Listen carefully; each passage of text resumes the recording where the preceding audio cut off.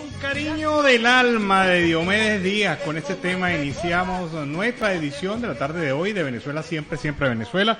Como siempre llevándoles, mire, información, comentarios, noticias, música, entrevistas, todo lo que tiene que ver con Venezuela y su migración a lo largo y ancho del mundo. Esto lo hacemos con mucho cariño, mucho respeto para todos ustedes a través de esta señal 1160 AM Radio San José de Cúcuta, desde Cúcuta para todo el mundo. Buenas tardes, Nancy, ¿cómo estás? Buenas tardes, Alan, y buenas tardes a toda esa amable audiencia que está aquí en este dial, en el 1160 Radio San José de Cúcuta, de nuestras redes sociales oficiales en Facebook, Instagram, Twitter, en YouTube, en la página web www.siemprevenezuelaweb.com, www.siemprevenezuelaweb.com, en enlace con Radio Delfín 1060 AM. Saludamos en el Control Master a Alex Meneses y a John Camacho, Alan Peralta con Registro Nacional 0715 y quien les habla, Nancy Pacheco, con Registro Nacional 0713, el Colegio Nacional de Periodistas, Seccional Norte de Santander.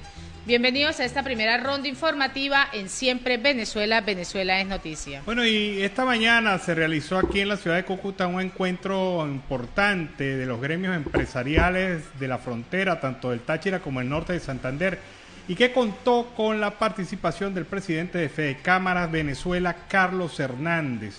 Durante la jornada del día de hoy se estuvo conversando sobre la estrategia para seguir insistiendo ante los gobiernos de Colombia y de Venezuela, el gobierno de facto de Nicolás Maduro y el gobierno de Iván Duque de Colombia, la posibilidad, la necesidad de reabrir el paso fronterizo comercial entre Colombia y Venezuela por esta zona, por el norte de Santander y el estado Táchira en Venezuela.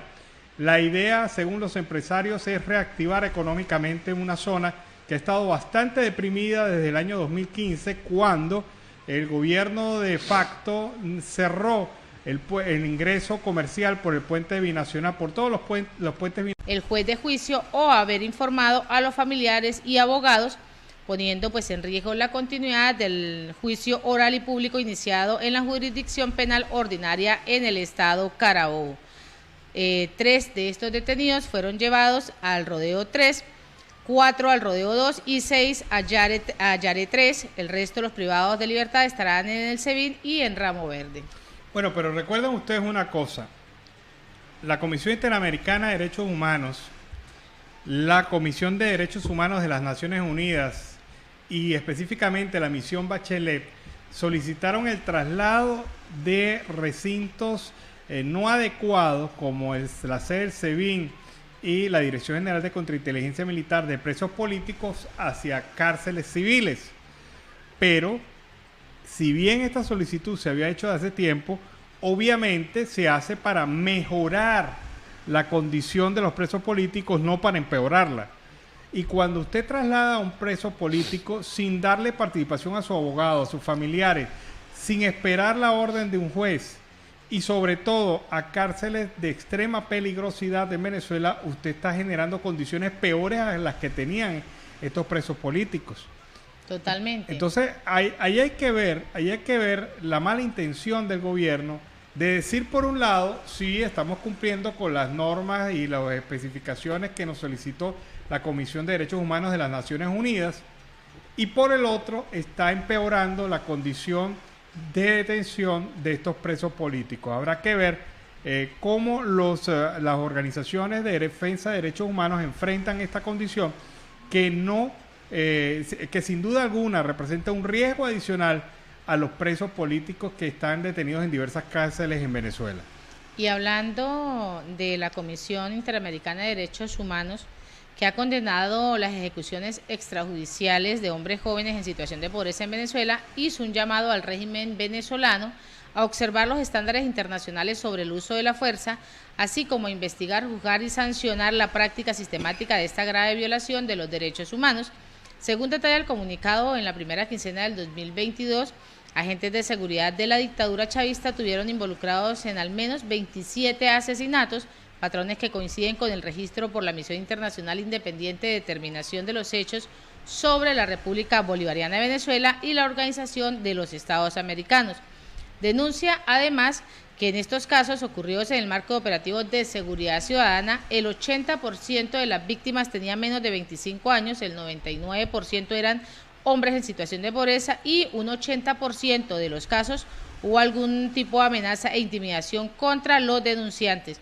La CID observa que estas muertes podrían configurar ejecuciones extrajudiciales conforme a los estándares interamericanos.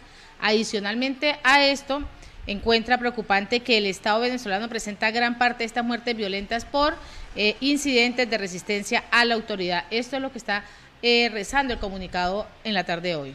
Bueno, vamos a escuchar el reporte de Carlos Uzcategui el Miura desde La Guajira Binacional.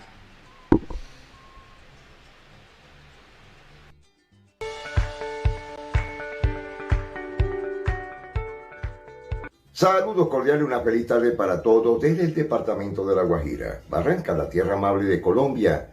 Carlos Uzcategui, el Miura, para el programa Siempre Venezuela, Venezuela Siempre. Saludos cordiales a Alan Peralta, Nancy Pacheco y ese gran equipo de producción en tan prestigiosa emisora. Hoy tenemos a un personaje de postín. Se trata del profesor César Ramos Parra, investigador de la Universidad del Zulia, catedrático y sobre todo un excelente político, que nos versará un tema de cómo está la realidad, la situación, su énfasis social en Venezuela. Bienvenido al programa Siempre Venezuela, Venezuela Siempre, doctor César Ramos Parra. Un saludo muy cordial a los amigos Alan Peralta, Nancy Pacheco y Carlos Uzcategui el Miura, así como a toda su gentil audiencia en la hermana República de Colombia de este prestigioso programa radial Siempre Venezuela Radio. Complacido de poder estar aquí para atender sus inquietudes e informaciones que tienen que ver con nuestro país en Venezuela. Doctor César Ramos Parra, en este trabajo para una entrevista con los amigos de Colombia, nos piden de introducción conocer la realidad política y muy particularmente política, porque siempre hablamos de manera genérica lo social, lo económico, lo cultural, pero en esta oportunidad para esta entrevista, la realidad política actual y en este momento en Venezuela. ¿Qué nos puede decir al respecto? Bueno, la situación política del país cada día se deteriora más, sobre todo las expectativas del país frente al futuro. La última cómica de este régimen fue justamente lo que tiene que ver con el referéndum revocatorio, donde fue abortado vilmente por este régimen oprobioso. Evidentemente aquí se demuestra claramente que no estamos frente a un Estado democrático, lo cual es sabido por todos los países de América Latina y por toda la gente. Y que lamentablemente nosotros los venezolanos que estamos quedando acá, luchando contra este régimen opresor, no vemos la contundencia de los factores internacionales con los cuales sería la única salida que a nosotros nos queda para poder devolverle al país su normalidad, su constitucionalidad, el restablecimiento del Estado de Derecho y desde luego con ello las posibilidades del desarrollo económico para toda la población. Estamos claramente en una crisis política y lo cual nos lleva a una profunda frustración. Yo asimismo creo que los propios líderes políticos de las diversas organizaciones del país, fundamentalmente los llamados del G4 y el propio presidente Guaidó, le falta contundencia frente a la situación de un régimen con el cual no se puede negociar. Aquí se demuestra claramente que los acuerdos a los cuales ellos llegaron para la constitución de ese Consejo Nacional Electoral y la realización de elecciones regionales no pasó de ser sino una farsa del gobierno a la cual muchos de ellos se prestaron y aquí estamos obteniendo las consecuencias. Entonces, evidentemente, estamos en una situación de incertidumbre porque hasta ahora lo que se plantea es que tiene que haber una salida democrática, como lógicamente tiene que serlo, para la escogencia de las autoridades legítimas del país. Pero, ¿cuándo vamos a ir a unas elecciones para escoger al presidente? En el 2024. Realmente la situación del país no creo que pueda resistir más esta grave situación de deterioro generalizado en todos los aspectos, porque al fin y al cabo nuestro problema es político. al salir y resolver el problema político que represente al régimen que se ha constituido en el problema, evidentemente que todos los aspectos económicos y sociales encontrarán salida y cauce de solución a la grave crisis que nosotros tenemos. Doctor César Ramos, con respecto a lo que dice, ese problema político ha permitido acrecentar el tema de la diáspora, el problema migratorio.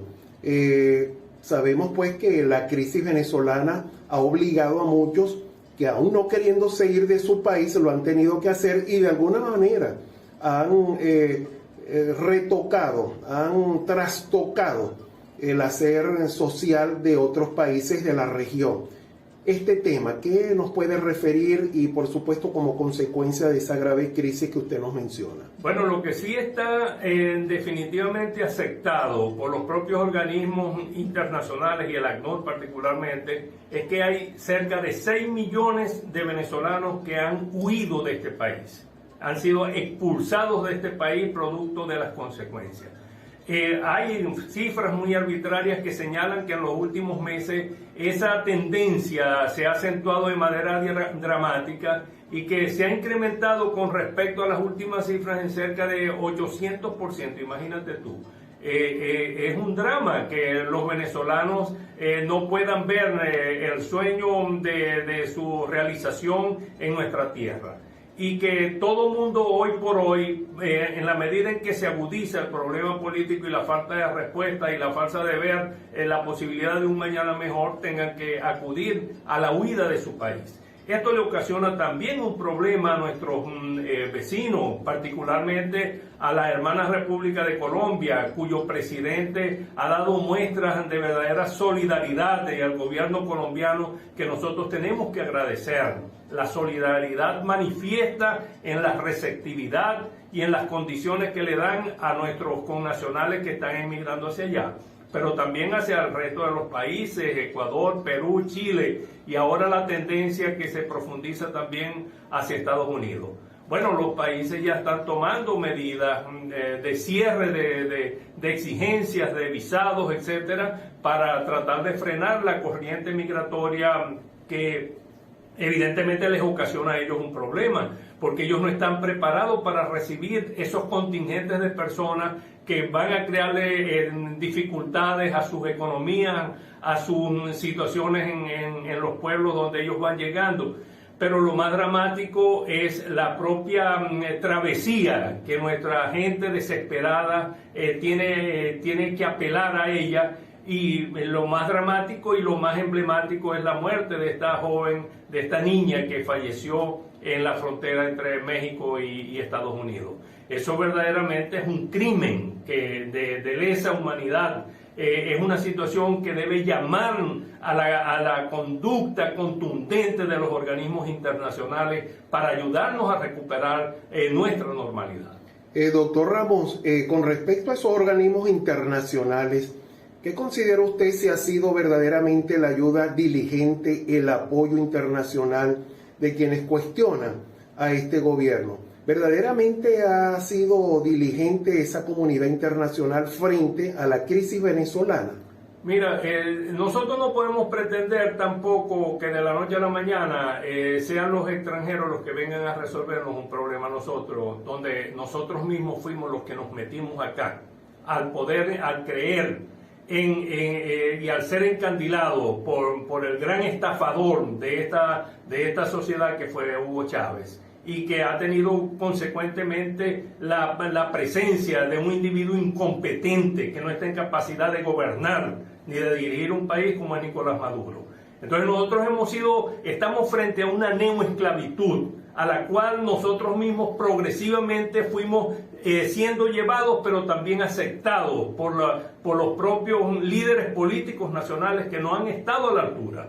Ahora, ante esa circunstancia, yo creo que organismos internacionales como la OEA desde un principio asumieron una postura muy firme, e inclusive el propio secretario general de la OEA, que para mí mereció el nombre de llamarle el caballero de la democracia, ha sido Luis Almagro, ha sido sumamente contundente frente a la conducta que él desde su espacio ha establecido. También la propia conducta de Estados Unidos ha sido, y de otros países, entre ellos Colombia, han sido contundentes frente a este hecho. Pero ya no se trata de estar en la situación de la retórica. Aquí hay que pasar a los hechos, aquí hay que forzar necesariamente una negociación que pase de la retórica de México a llegar a hechos concretos para que en el más breve plazo posible se realicen elecciones presidenciales como único mecanismo para poder comenzar a restituir la constitucionalidad en el país y volver a la normalidad. Bueno, tenemos aquí al doctor César Ramos Parra, que nos está versando un tema muy importante. Bueno, ya regresamos con nuestra segunda parte de esta entrevista con el doctor César Ramos Parra. Bueno, seguimos acá en Venezuela Siempre, Siempre Venezuela, con más información. Y Ecarri defiende el emprendimiento desde Barinas. No le cierren las puertas con la ley de registro y notaría. Pues el presidente nacional de la Alianza del Lápiz, Antonio Ecarri, confirmó el día de hoy la adhesión a esta organización política del movimiento regional y de esos frutos en el estado Barinas, en un acto desde la capital llanera, donde precisó que Jesús Macabeo asumirá la representación regional del movimiento de la educación, al tiempo que informó que el alcalde del municipio Pedraza, Frenchi Díaz, pasará a formar parte de la fila de esa institución. Y en un evento desde el Centro de Profesionales Universitarios, Ecarri destacó que la función de sendos movimientos sociales y políticos pues obedece a que lo único que da frutos es la educación. Aprovecho la oportunidad para agradecer al reciente electo gobernador de esta entidad, Sergio Garrido, por la designación del jefe del Lápiz en Barinas como presidente del Instituto de Vialidad en este estado. Bueno, y con esta información nos vamos a la pausa comercial y musical del momento y a regreso seguimos acá en Venezuela Siempre, Siempre Venezuela. Es la pregunta que hace Camilo a través de esta canción, este tema que nos sirve para iniciar así el segundo segmento de Venezuela Siempre, Siempre Venezuela en la tarde de hoy. Seguimos con más información.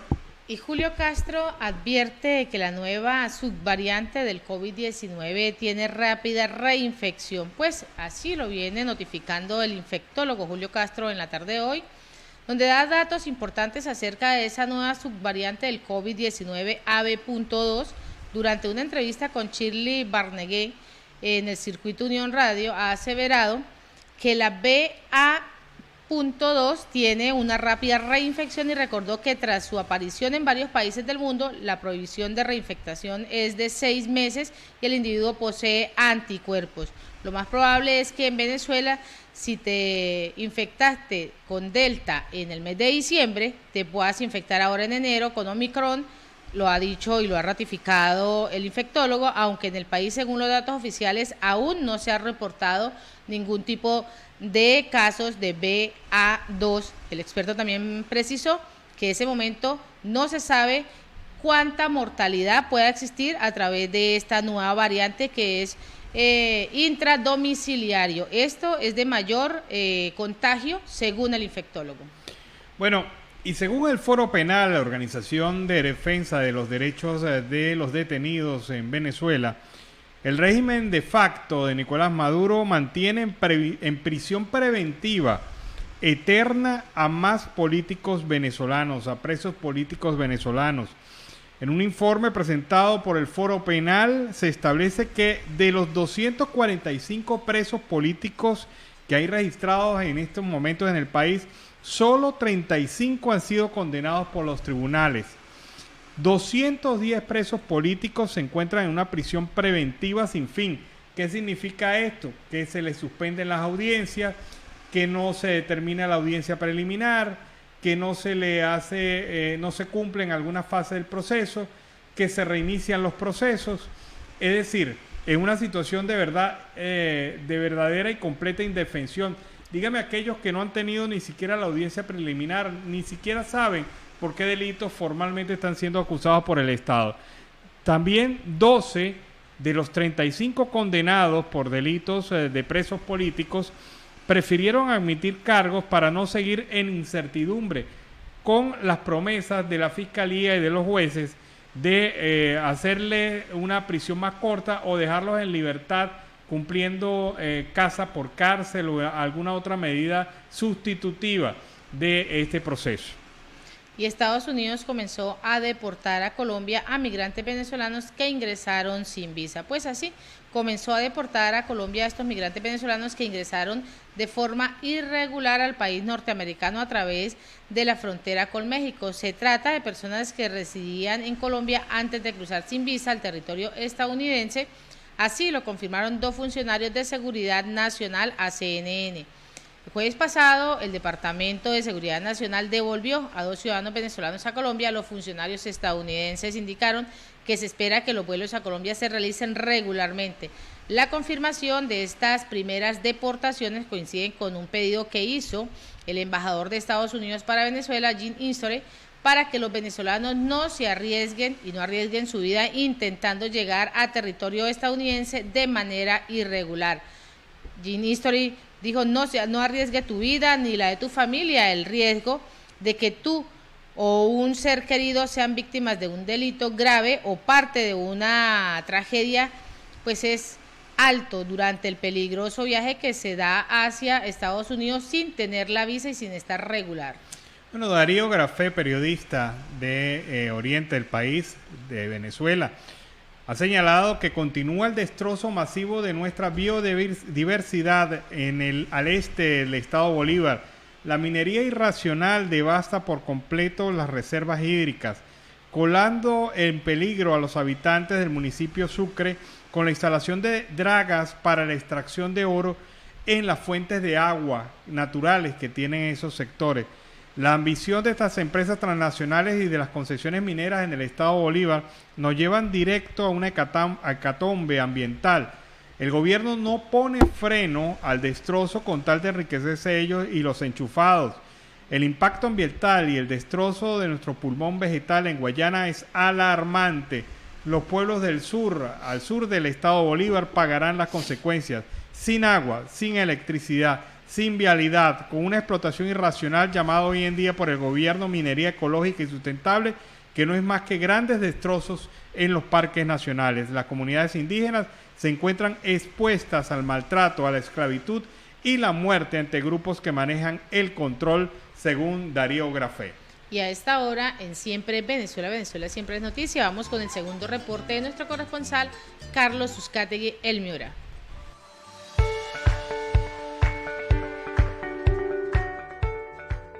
Bueno, ya de retorno a nuestra segunda parte con el doctor César Ramos Parra. Hay un tema que también, doctor Ramos, es bastante importante, los servicios públicos, hablando hacia lo interno del país, de Venezuela. ¿Cómo considera que servicios públicos que merman pues la calidad de vida de los ciudadanos, y eso ha permitido este proceso migratorio? Pero los que van quedando, como usted lo mencionó al principio, ¿cómo se puede medir esa calidad de vida con servicios públicos deteriorados? Y entre otros, aprovechando la oportunidad, servicios de carácter legal, como es el tema de los registros y notarías, que en estos días también fue tema de discusión política y jurídica acá en nuestro país. ¿Qué nos puede decir al respecto? Bueno, hay 2 aspectos o 3 aspectos que son fundamentales para un país, que son la salud, la alimentación y la educación. Son 3 cuestiones fundamentalmente básicas, que son competencias del Estado, poder ofrecer servicios de calidad. Y en ese contexto nosotros decimos que la gente se está muriendo, no hay acceso a los medicamentos, pero que no basta, que el problema de la salud es consecuencia también de la grave desnutrición, producto del desempleo, de la falta de oportunidades, de los sectores humildes vulnerables, y ya no solamente de los sectores humildes, los propios profesores universitarios, que estamos ganando $40 al mes, que esto no nos alcanza ni siquiera para adquirir los productos de la cesta básica y resolver nuestros problemas fundamentales. ¿Cómo se le puede pedir a los educadores ir a las aulas de clase a ofrecer su conocimiento y a la formación de la gente, cuando realmente nosotros ni siquiera tenemos con qué comer. Vemos el caso de este profesor de la Universidad de los Andes, un investigador de calidad, cómo muere su esposa allí con él ante la indolencia de este régimen oprobioso y asesino. Eso realmente es inconcebible. Y si nos vamos al lado de la gente jubilada, de nuestros trabajadores humildes, que no están ganando ni siquiera sino $1.50, 7 bolívares al mes. Eso es lo que es la pensión de jubilación de nuestra gente que trabajó toda la vida para el Estado y que hoy está en un drama de desnutrición, de hambre, de inaccesibilidad a los servicios. Miren, esto es una tragedia, verdaderamente, lo que nosotros estamos viviendo. Mientras tanto, este gobierno que destruyó las fuentes fundamentales de generación de ingresos como PDVSA, con la cual nosotros podíamos vivir en plena bonanza, satisfacer no solo las necesidades, sino impulsar el desarrollo del país y ayudar inclusive a los propios países vecinos nuestros, fundamentalmente los más necesitados. Bueno, eso fue destruido totalmente, la fuente de generación fundamental de ingresos del país. Entonces hoy están apelando a mecanismos de saqueo, como es por ejemplo la destrucción del ambiente que se está cometiendo en el sur de Venezuela con la extracción ilegal del oro, pero no solamente en su vorágine de poder buscar dinero, recursos, un gobierno que agotó todas las riquezas del país. Entonces apela ahora a cosas absurdas, como esa modificación de la ley de tributos, donde justamente lo que tratan es de obtener para centralizar en el Ministerio de Relaciones Interiores esos recursos. ¿Para qué fin? Pechando dramáticamente a las empresas, que esto constituye por vía de consecuencia un desestímulo total a la reactivación de nuestra economía, que sería la fuente de generación de ingresos y de trabajo para algunas personas que pudieran incorporarse. Bueno, todo esto viene a constituir un terrible drama que demuestra la obsesión de recursos para ellos, para su beneficio, que es lo que buscan los personeros de este régimen, y la total desidentificación de la realidad nacional y de la crisis nacional en las cuales estamos viviendo como consecuencia de este mal gobierno que ellos han implementado en el país. Entre otros sistemas, y lo ha mencionado usted, la salud, la educación, y eso está vinculado al quehacer de toda nación como plataforma, como columna vertebral. Pero con respecto y muy puntualmente al tema de la educación, el tema de las universidades, y usted es un hombre universitario por excelencia, le ha dedicado años a este sector, le ha dejado grandes aportes. ¿Qué opina el doctor César Ramos Parra sobre el papel que debe tener la universidad como universidad, es decir, todas las universidades a nivel nacional? Pero ha tenido el liderazgo en este tiempo, lo ha perdido. ¿Qué camino debe seguir la universidad hoy día frente a la crisis venezolana? Bueno, las universidades fueron sometidas a un proceso de destrucción al impedir desde hace 14 años el relevo de sus autoridades. Pero aparte de eso, el propio desconocimiento de las convenciones colectivas de trabajo, de los acuerdos laborales que se establecieron tanto con los profesores, empleados y obreros de nuestras universidades, que imponiendo desde el Consejo Nacional de Universidades, violando flagrantemente la autonomía universitaria contemplada en el artículo 109 de nuestra Constitución, y designando arbitrariamente autoridades simplemente obedientes y genuflexas al régimen. Esto ha llevado pues a la destrucción universitaria. La universidad se quedó sin presupuesto, la universidad no hay recursos para investigación, para docencia, para el mantenimiento de las instalaciones. Las universidades todas han sucumbido frente a esta vorágine por parte del régimen. Y lo más lamentable es la descapitalización intelectual que el país ha sufrido. porque al país le costó mucho dinero formar profesores de alto nivel con maestrías, especializaciones, doctorados, postdoctorados, muchos de ellos en el exterior, becados por la propia universidad para mejorar nuestro capital intelectual, que llevó a las universidades, a la mayoría de ellas, a ser universidades de primera, como la Universidad Central de Venezuela, la Universidad de los Andes, la Universidad Católica, la propia Universidad del Zulia, en la cual nosotros laboramos, y todo eso se desplomó.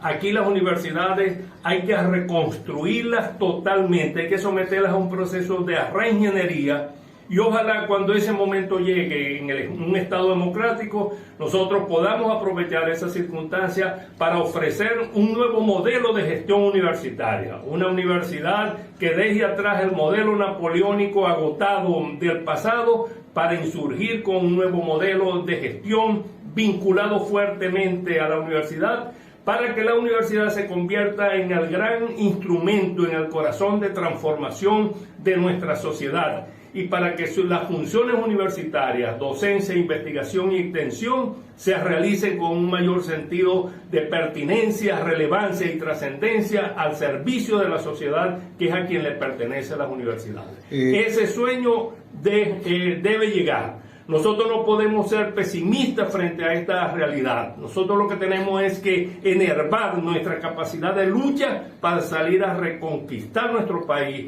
Y eso justamente es el llamado que nosotros le hacemos desde acá a la comunidad internacional.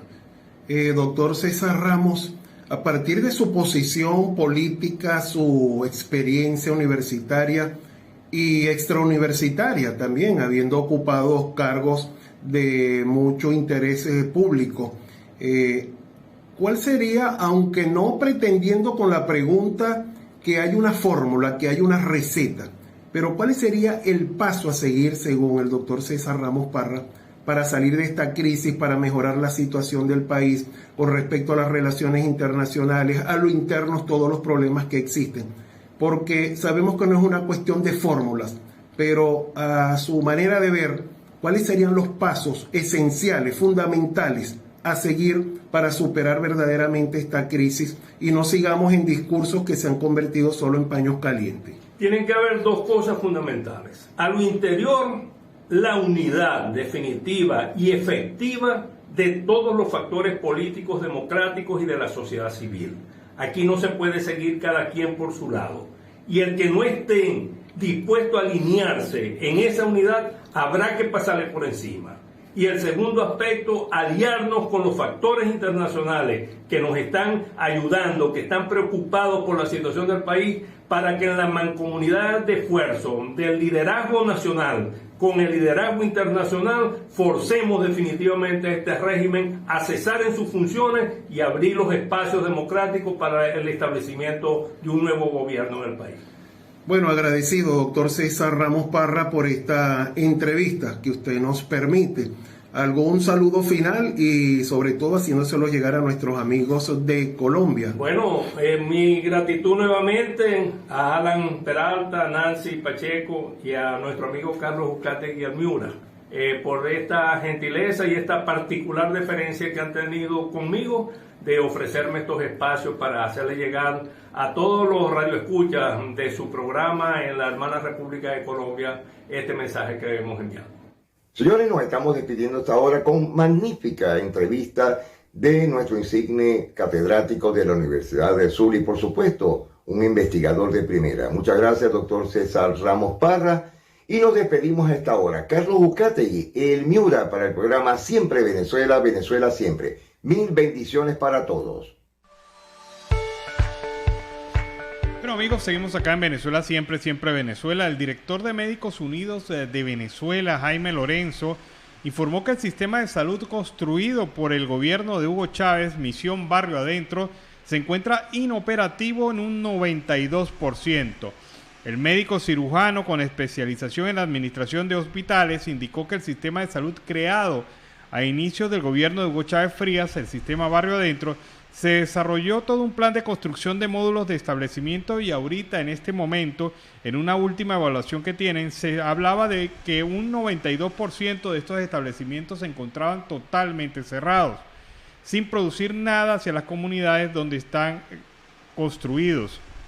Lorenzo explicó que los ambulatorios no trabajan en el horario establecido porque en algunos de sus casos su capacidad de respuesta hacia los ciudadanos es muy baja o nula, o no hay personal que trabaje en esta área. Yo pregunto entonces, ¿por qué Venezuela le está pagando a Cuba millones y millones de dólares a través de barriles de petróleo cuando los barrios adentro, el 92% de ellos, se encuentra cerrado? Y supuestamente la factura, el grueso de la factura de los servicios prestados por el régimen cubano a el gobierno de facto de Nicolás Maduro proviene de atención médica y de médicos establecidos en territorio venezolano. Exacto. ¿Dónde están? ¿Dónde ¿Qué están? pasó con ellos? Si el 92% de los centros de salud están cerrados, ¿dónde están trabajando estos médicos? ¿Cómo se justifica el pago de esta nómina? Y le digo a la Contraloría General de la República, ahí tiene un datico para que empiece a investigar. Ese es un dato adicional. Vamos a decir Contralor, de cuyo nombre no me acuerdo tampoco, porque son tan anónimos que no hacen nada, pues se activa con esto, investiga, porque esto es noticia criminis. Si usted tiene el 92% de los centros de salud cerrados y ese es el grueso de la factura que mensualmente y muy puntualito nos pasa a Cuba por materia de servicios de salud, ¿dónde están trabajando esos médicos? Y así con esta información nos vamos a la pausa comercial y musical, pero queremos agradecer en esta primera hora la participación de Radio Delfín 1060 AM en el Control Master, a John Camacho, a nuestro corresponsal Carlos Uzcategui Almidera y a toda esa amable audiencia que está ahí pegadita. Ya regresamos. Con este tema iniciamos la segunda hora del programa Venezuela Siempre, Siempre Venezuela, saludando la incorporación de 91.5 FM Aruba Estéreo a esta señal, y así completamos la plataforma comunicacional que día a día les lleva a ustedes información diversa. Y tenemos en contacto ya directo a el doctor Mario Torres Carrillo. Él es presidente del Colegio de Abogados del Estado Zulia, abogado de ejercicio civil, mercantil y protección de niños, niñas y adolescentes. Y con él vamos a estar conversando varios temas interesantes. Pero saludemos primero.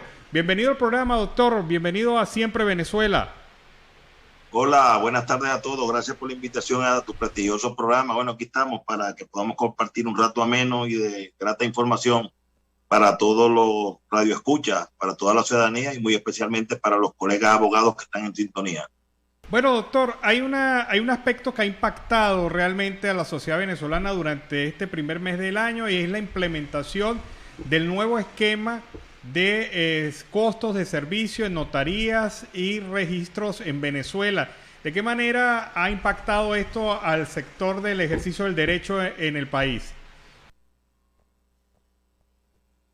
Ha causado un impacto bastante negativo para nuestro ejercicio profesional de todos los abogados del país, no solamente del estado Zulia, ya que para nadie es un secreto que Venezuela presenta una economía deficitaria, donde el salario mínimo de la gran mayoría de los venezolanos no llega a $10 mensuales.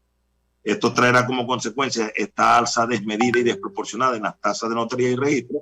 Trae como consecuencia que la gran mayoría de los venezolanos no van a poder acceder a los servicios que se prestan en registro y notaría, y por ende nosotros los abogados veremos mermado nuestro ejercicio profesional al no haber ciudadanos que sean usuarios de estos servicios que se prestan, lo cual sin duda alguna redunda negativamente en nuestra economía particular, ya que los abogados venezolanos, la gran mayoría de los abogados, estamos en el libre ejercicio de la profesión, y por ende nuestra manera de sufragar los gastos del día a día y nuestra manutención depende del cobro de los honorarios profesionales, que son sagrados y que están establecidos en un reglamento nacional de honorarios mínimos. Ahora bien, ¿qué tan escandalosas son esas cifras? Me señalan que hay incrementos que son imposibles prácticamente de pagar. Mira, te puedo colocar un ejemplo. Un acta constitutiva de una empresa con un capital de 5.000 bolívares, que antes de la reconversión monetaria eran 5.000 millones de bolívares, una cantidad bastante exagerada. Antes de la entrada en vigencia de la aplicación de estas tasas, se podrían gastar aproximadamente, hablando desde el punto de vista de dólares, no se gastaban más de $60, o su equivalente en bolívares. Hoy por hoy no se gastan menos de $220 para constituir una empresa. Esto sin tomar en cuenta los gastos adicionales, como son de la publicación, los trámites del registro de información fiscal y los libros contables de la compañía, que son 5 libros contables, y cada uno va a costar aproximadamente $1. Si son 5 libros, serían 5 petros. Por $60 serían $300 más. O sea, ya estamos hablando de casi $600 para constituir una compañía de 5.000 bolívares. Esto sin duda alguna va a ahuyentar a los pequeños inversionistas, a aquellas personas que quieren comenzar el ejercicio del comercio y no van a tener los medios suficientes para poder sufragar los gastos. Esto sin contar los honorarios sagrados de nosotros los abogados, que por ese tipo de trámite está en el orden de los $250 también. Entonces imagínate tú, estamos hablando casi de 800 a $1,000 para que un ciudadano, un emprendedor, que ahorita hay muchos emprendedores, puedan obtener la legalización de su firma de comercio. Es algo bastante considerable. ¿Qué pasó aquí, doctor? ¿Es que no se consultó a los gremios, a las personas que trabajan realmente con este tipo de actividad económica, a los abogados, a los gremios de abogados no se les consultó? Correctamente, mira, esta ley sancionada por la Asamblea Nacional, que es la única autorizada para legislar en nuestro país, e igualmente también está autorizado por vía de efección al presidente de la República a través de una ley habilitante. El artículo 211 de la Constitución de la República Bolivariana de Venezuela, en la cual se establecen los procedimientos para el proceso de la formación de las leyes, establece claramente este artículo 211 que todo proyecto de ley, antes de ser sancionado, antes de ser aprobado como tal, debe ser consultada con el resto de los órganos del Estado, o sea, debe ser consultada con el Poder Ejecutivo, con el Poder Judicial, con el Poder Ciudadano, con el Poder Electoral, con las organizaciones civiles organizadas y con los ciudadanos y con todo lo que tiene que ver con el entorno de lo que significa una ley. Y nosotros los abogados, los colegios de abogados específicamente, la Federación de Colegios de Abogados de Venezuela y el Instituto de Previsión Social del Abogado, somos los primeros llamados para que sean consultados sobre una ley de tanto impacto en la economía ciudadana y en la economía de los comercios del país, y no fuimos tomados en cuenta. Esto es algo inaudito y esto convierte a esta ley en inconstitucional, aparte de otras debilidades que presenta. A propósito de eso, ¿cómo marcha la demanda por inconstitucionalidad ante el Tribunal Supremo de Justicia? Mira, ha habido 2 colegas que a título particular han intentado 2 acciones ante el Tribunal Supremo de Justicia, específicamente la Sala Constitucional, que es la sala competente para este tipo de acciones judiciales. Pero nosotros, los colegios de abogados del país, te puedo decir que mínimo 18 colegios de abogados estamos ahorita en esto. Conjuntamente con la Federación y el INPRE Abogados, se designó una comisión de juristas encabezada por el doctor Perkin Rocha, destacado abogado venezolano, fue magistrado de la extinta Corte Superior en lo Contencioso Administrativo, conjuntamente con el Colegio de Abogados del Distrito Capital, el Estado Miranda y el Estado Carabobo. Se formó una comisión a fin de redactar, que ya está prácticamente finalizado, y estos primeros días de febrero va a ser interpuesta una demanda de nulidad por inconstitucional de esta ley. Esa es la acción que estamos esperando y que va a ser apoyada por la gran mayoría de los colegios de abogados del país y por nuestros agremiados. Ahora bien, ampliando un poco el análisis, ¿cómo está la situación del ejercicio profesional del derecho en el país? Mira, te puedo decir que la situación económica del país es un reflejo de lo que es el ejercicio profesional, no solamente de nosotros los abogados, sino también de los ingenieros, los economistas, los médicos, los contadores, en fin. Prácticamente todos los profesionales estamos hoy atravesando difíciles momentos. Podemos hacer un recorrido por las distintas notarías, por ejemplo, de aquí de Maracaibo, la gran mayoría de ellas con poca afluencia de usuarios y por ende con poco trabajo para nosotros los abogados, porque somos los únicos autorizados precisamente por esta ley para redactar y visar documentos. Entonces, igual sucede en los registros mercantiles, en el registro principal y en los registros públicos, e igualmente en los tribunales. Los únicos tribunales donde se ve fuerte movimiento, aquí particularmente en el estado Zulia, es en los tribunales de protección de niños, niñas y adolescentes. Los demás, los tribunales, por ejemplo, laborales, eso es un desierto, una soledad total y absoluta. No hay abogados representando ni trabajadores, ni representando empresas. Los tribunales de primera instancia, poca afluencia también de abogados y de usuarios. Y así todos los tribunales, por lo menos del estado Zulia, y estoy seguro que la gran mayoría de los tribunales del país, quizás a excepción de los del Distrito Capital y el estado Miranda, hoy están pasando por esta situación difícil que estamos hoy viviendo los abogados venezolanos, lamentablemente. Me estuvo comentando un colega abogado, un amigo abogado, que se está imponiendo los acuerdos entre particulares por encima de los acuerdos revisados o registrados en notarías y en diversas registradurías e incluso en los propios tribunales. ¿Esa práctica va creciendo, doctor? Bueno, sí, puedo decir que una de las consecuencias negativas de esta ley es que van a proliferar los documentos privados que solo tienen valor probatorio entre las partes y por supuesto va a haber un incremento de la inseguridad jurídica en el país con este tipo de documentos que no son los más idóneos para poder garantizar un exitoso negocio jurídico. De tal modo pues que esto trae consecuencias bastante desfavorables para nosotros en el ejercicio profesional, porque un documento privado de pronto y las partes ellas mismas lo realizan sin la intervención de un abogado, porque como no es un documento que va a ser procesado por una notaría o un registro y requiere un visado de un abogado autorizado, los particulares muchas veces no van a solicitar los servicios de un profesional del derecho, sino que ellos mismos van a pagar y a darse el vuelto, van a buscar algún documento, algún modelo de documento y lo van a realizar entre las partes. Y eso se está viendo ya, lamentablemente. Para un inversionista privado, un inversionista internacional que quiera llegar a Venezuela, estas condiciones son netamente para ahuyentar, para salir corriendo en vez de irse a invertir. ¿No cree usted eso, doctor? Sí, por supuesto. Y no solamente la aplicación de esta ley es negativa para los inversionistas extranjeros, sino la misma situación del país. El mismo endeble Estado de Derecho que tenemos, eso ha ahuyentado la inversión extranjera por la falta de confianza y la falta de un Estado de Derecho 100% efectivo, que se cumpla la Constitución y que se cumpla la ley. Y lamentablemente es una situación que estamos afrontando desde hace tiempo y Dios quiera que se pueda resolver en algún momento. Bueno, doctor, muchas gracias. Hemos conversado con el doctor Mario Torres Carrillo, presidente del Colegio de Abogados del Estado Zulia. Estaremos nuevamente en contacto para seguir conversando sobre materias y temas importantes para el ejercicio del derecho en Venezuela. Muchas gracias, doctor. Gracias a ustedes, con mucho gusto. Feliz tarde. Bueno, seguimos acá en Venezuela Siempre, Siempre Venezuela. Y bueno, fíjense ustedes, el tema de la inseguridad jurídica, eso ahuyenta a cualquier inversionista. Un inversionista que no encuentra un país con reglas de juego claras a la hora de hacer su inversión y consigue muchos obstáculos para poder realizar y registrar sus operaciones, pues difícilmente busca un país como Venezuela. Se habla de que han llegado inversionistas a Venezuela, pero los inversionistas que han llegado son de estos llamados capitales golondrina.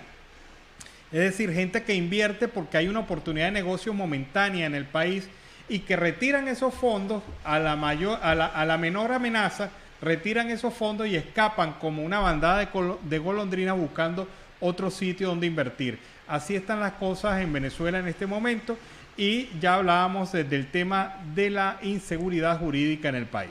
Y en otro orden informativo, el robo de dólares y droga causó el ataque de la guerrilla en Barrancas. Pues así la incursión de la guerrilla en Barrancas del Orinoco tiene una razón: el robo de la droga y el robo de dólares. Se trata de una versión suministrada a El Pitazo por funcionarios de organismos de seguridad que no se identifican para no ser víctimas y sancionados, no pueden ser víctimas, pero ellos aclaran a la parte pública que esto pues se da de esta manera, se da por esta razón de drogas y dólares. La tesis que manejan las autoridades es que este ataque inicial es perpetrado por el sindicato de Barrancas entre el 25 y el 26 de diciembre del año 2021 para despojar de mercancías y efectivo a los narcoguerrilleros. Según la fuente, estos pues el sindicato de Barrancas asaltó a unas embarcaciones de la guerrilla, sujetos conocidos como los Pata de Goma, quienes se desplazaban por el río Orinoco. En esas lanchas, las Pata de Goma tenían drogas para el narcotráfico y además tenían dólares, presuntamente producto de la venta de los estupefacientes. El sindicato de Barrancas tiene el dominio del río Orinoco y cualquier persona, ganadero, comerciante o pescador que navegue por la ribera debe pagar una vacuna que puede ser en dólares o con parte de la mercancía que lleve. Esto es lo que indica esta fuente. El informante presuntamente que robó ocurrió cuando los miembros de la guerrilla se negaron a entregar parte de esa mercancía. De ese hecho, las fuentes de seguridad no han precisado la cantidad ni de fallecidos ni de heridos, así como tampoco la cantidad de lanchas usadas por la guerrilla colombiana para el narcotráfico por el río Orinoco. Esta es la primera versión que se ofrece sobre esas causas que originaron la balacera de 10 horas en Barranca del Orinoco, municipio de Sotillo de Monagas, el pasado 1 de enero. Hasta el momento, a la audiencia, ninguna autoridad se ha pronunciado públicamente sobre el dominio del sindicato en Barrancas, al sur de Monagas, y sobre todo el ataque perpetrado por los Pata de Goma en esa población. El gobernador Ernesto Luna no ha emitido ningún tipo de declaración al respecto. Bueno, es triste que estas cosas se comenten abiertamente, como si fuera normal. Sí. O sea, esto no, mire, la delincuencia y las bandas organizadas y el delito y las organizaciones transnacionales de la delincuencia que están operando en Venezuela han hecho cotidiano el hecho de entender robos como estos, enfrentamientos como este, cuando Venezuela era un país totalmente pacífico. Esto se trasladó hacia las zonas mineras de Venezuela, hacia las zonas importantes de Venezuela.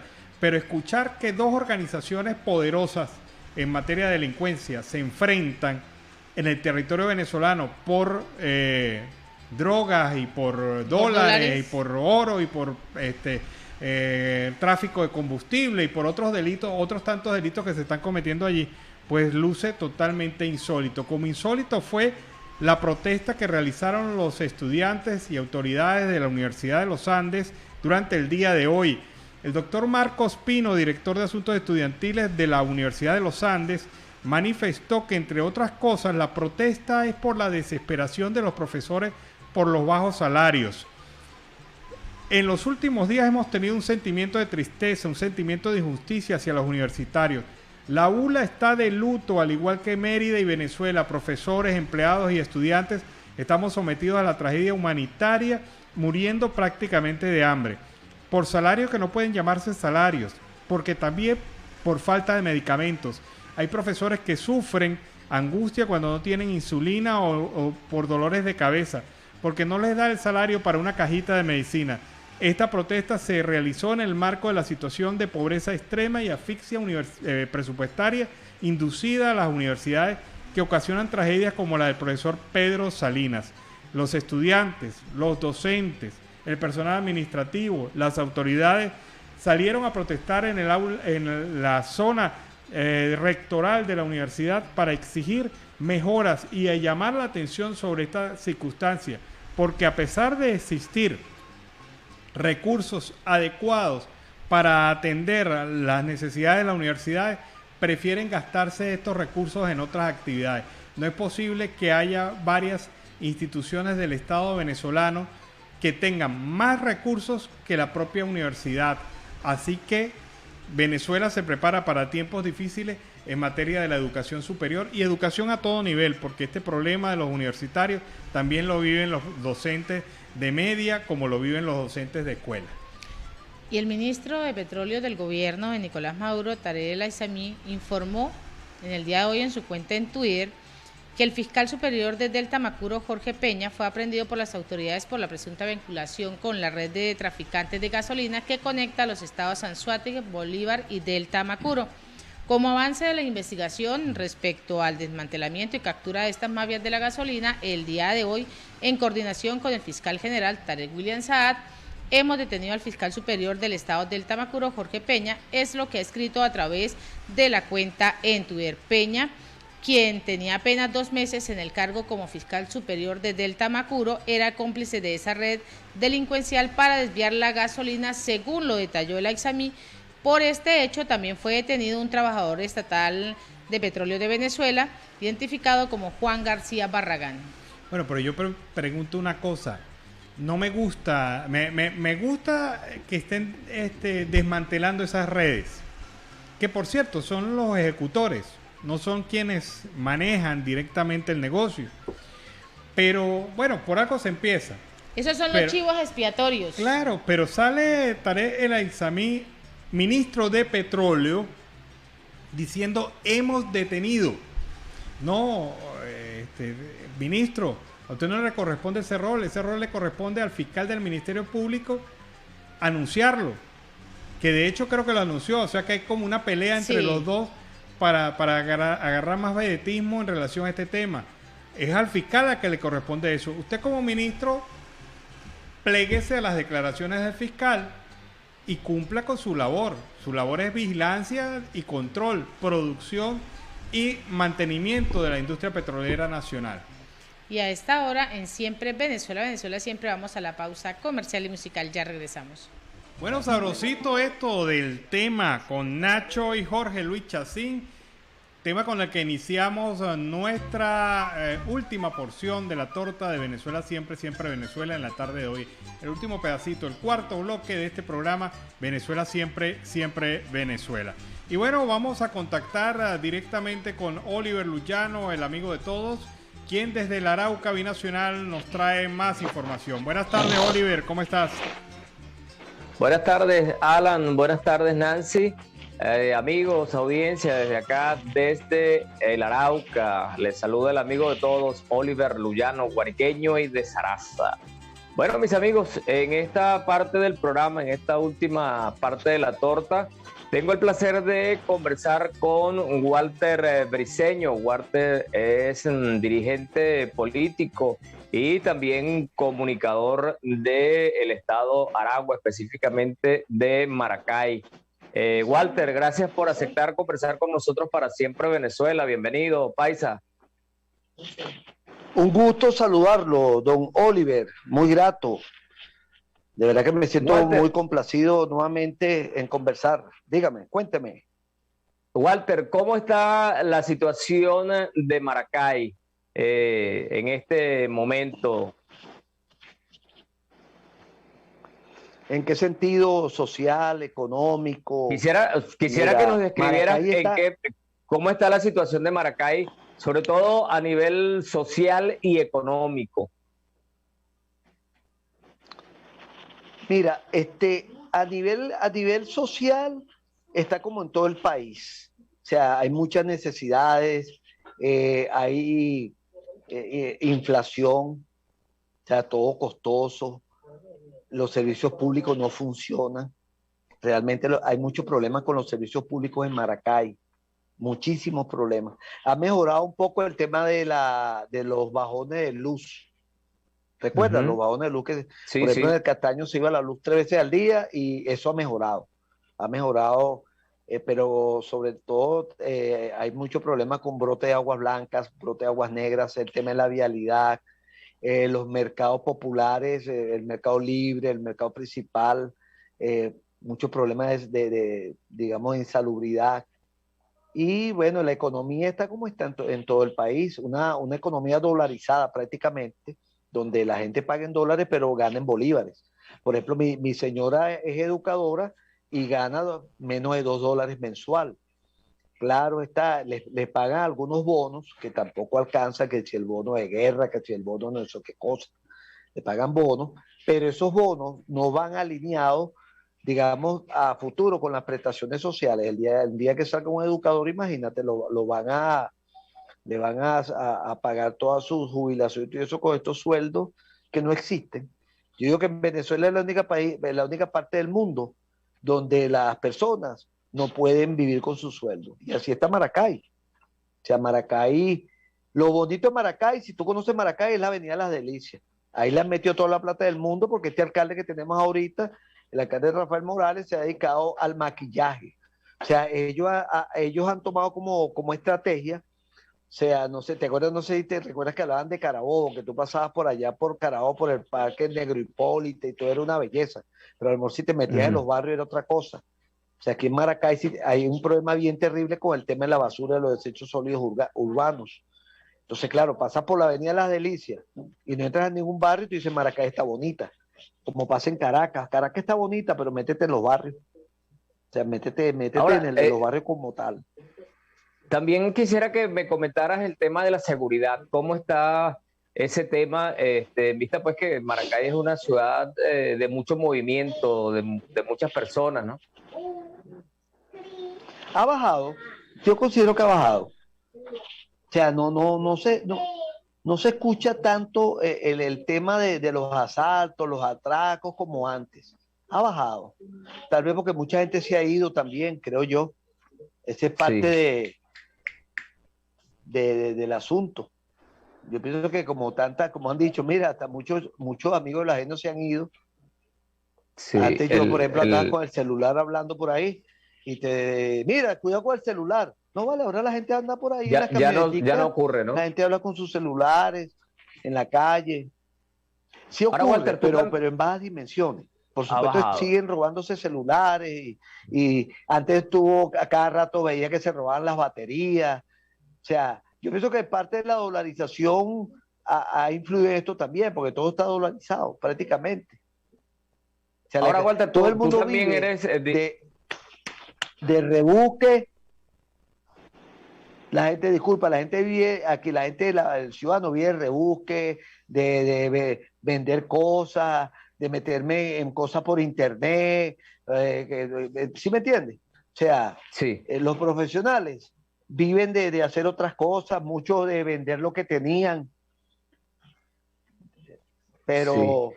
Walter, tú también eres dirigente político. Quisiera que nos dieras tu opinión con respecto a lo que está ocurriendo en el país. Dirigente comunitario. Ajá.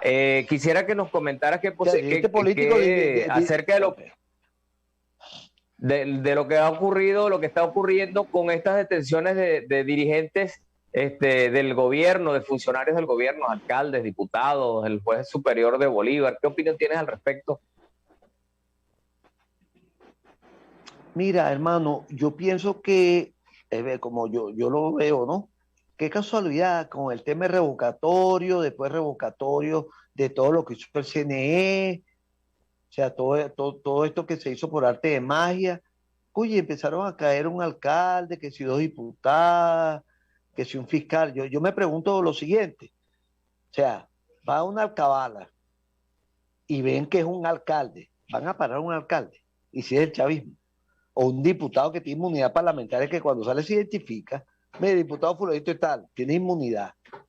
Te van a parar para hacia la derecha, te vas a Urunguete y contaron cosas en el carro. O sea, eso es raro. Un fiscal va a una alcabala, ¿quién para un fiscal? O sea, yo me pregunto, ¿quién para un fiscal? Entonces, son las preguntas que uno se hace, amigo Oliver. Es extraño todo esto, ¿no? Es raro. Es un tema enrarecido. ¿Me copias? ¿Te fue el internet?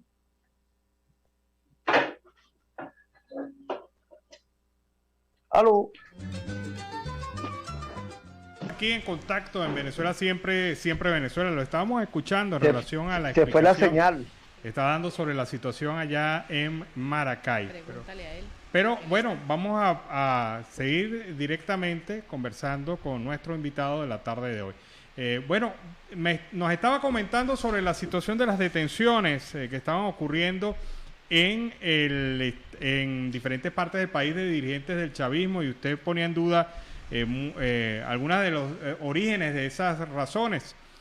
¿Pudiera seguir ampliándonos sobre ese tema? El señor Walter Briceño, estamos conversando con él. No es tanto, o sea, poner en duda, es extrañarse uno de que eso pase. O sea, es extrañarse. O sea, vamos a lucubrar un poco. Va un alcalde con sus funcionarios que son de la alcaldía, van con su escolta, va una diputada que tiene inmunidad parlamentaria, va otro diputado, y te para en una alcabala, parece a la derecha. O sea, es extraño, ¿no? Parece a la derecha y llevas unas cosas ahí. Un fiscal. O sea, ¿quién para un fiscal? Es una alcabala. Fiscal, y un fiscal superior. Mire, parece a la derecha, fiscal. O sea, todo el mundo teme un fiscal y todos sabemos lo que hace la fiscalía. Entonces, son cosas extrañas. Yo le comentaba a don Oliver que, bueno, posiblemente, qué casualidad que todo esto ha pasado después de lo acontecido con el referendo revocatorio. Porque ahora la gente habla de los detenidos, no habla del referendo revocatorio. O sea, yo lo veo así, ¿no?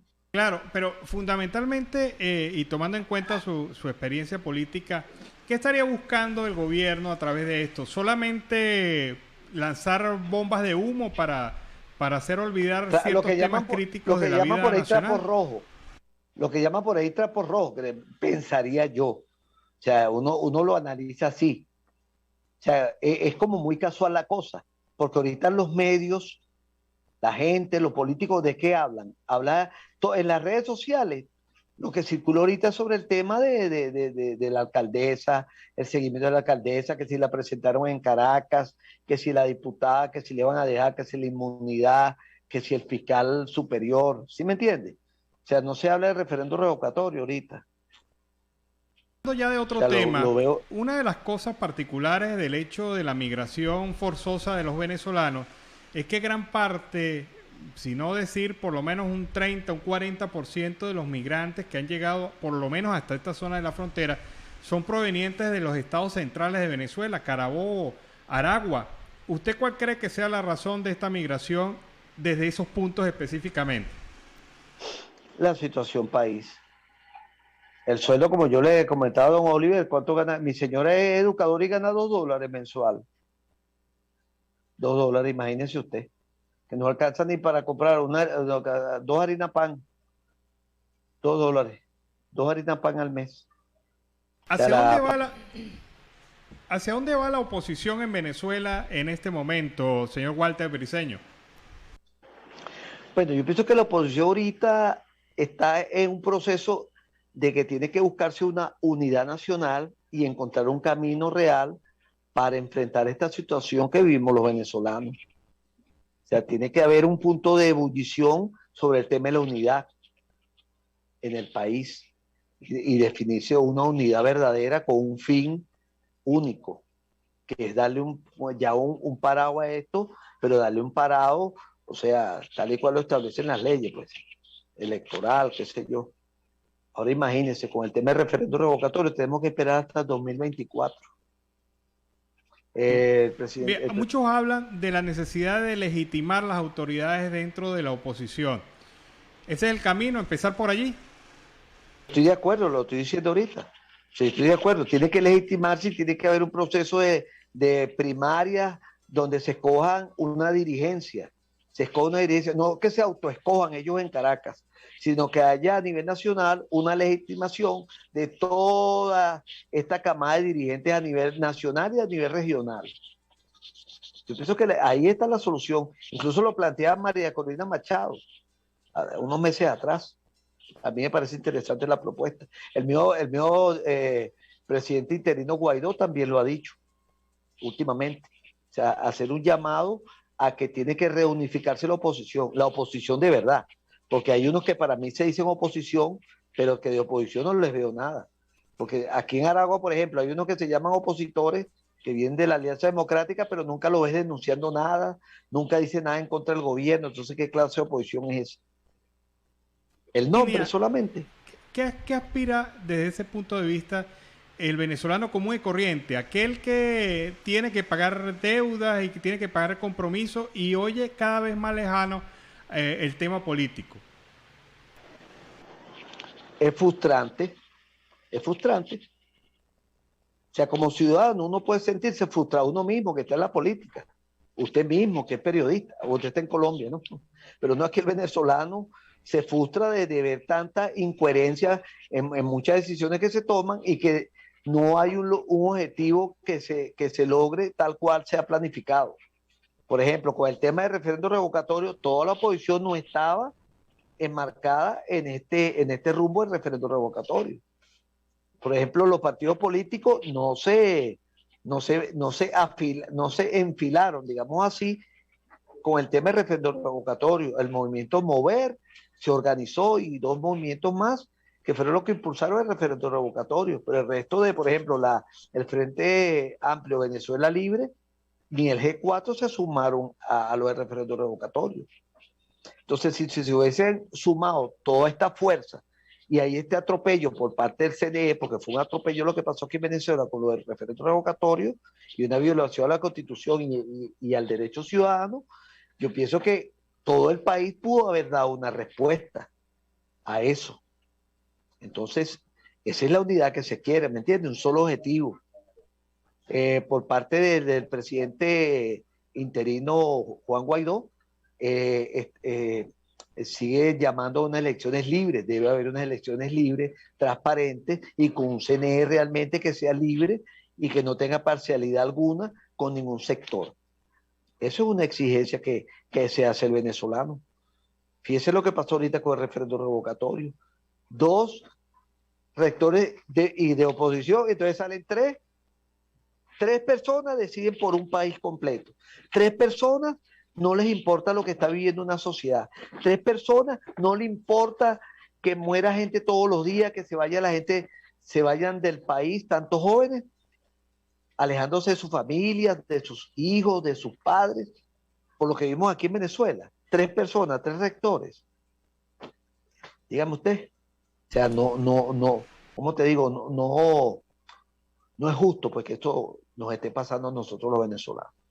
Realmente. Bueno, muchas gracias. Hemos conversado con el dirigente político del Estado de Aragua, Walter Briceño.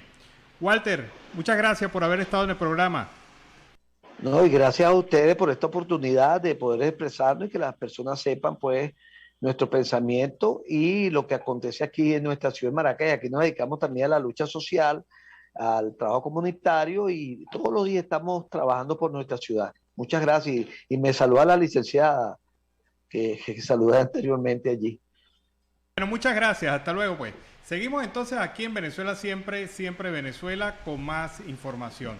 Y bueno, fíjate estos detalles, ¿no? Lo que estaba comentando Walter de la falta de expectativa que tiene la gente en el centro del país, y eso es lo que genera que casi el 30% de la migración que por lo menos pasa por esta zona de frontera es una migración proveniente de los estados centrales, de lo que es Carabobo y Aragua, que son los estados que más fuerza mueven acá, conjuntamente con el centro-occidental estado Lara.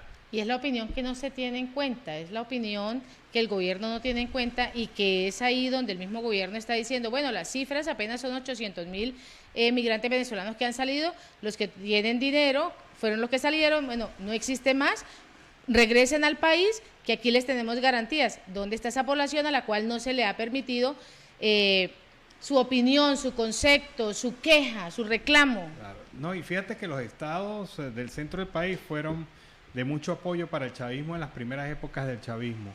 Y que ahora están abandonados totalmente a su deriva. Así es. Esa es la población que está en las calles de los diferentes países de acogida. Esos que apoyaron ese gobierno, que apoyaron esa dictadura y que en este momento le dijeron, no, aquí ya no hay más nada para usted, ahora salga, mire, rebúsquesela, mire a ver cómo hace. Y fíjate, y otros grupos de estados que apoyó, pero de una manera contundente al chavismo, fueron los estados llaneros, lo que es Barinas, lo que es Cojedes y Apure, incluyendo Guárico, apoyaron muy fuertemente al gobierno chavista durante todos estos años y ya perdieron 2 gobernaciones allí.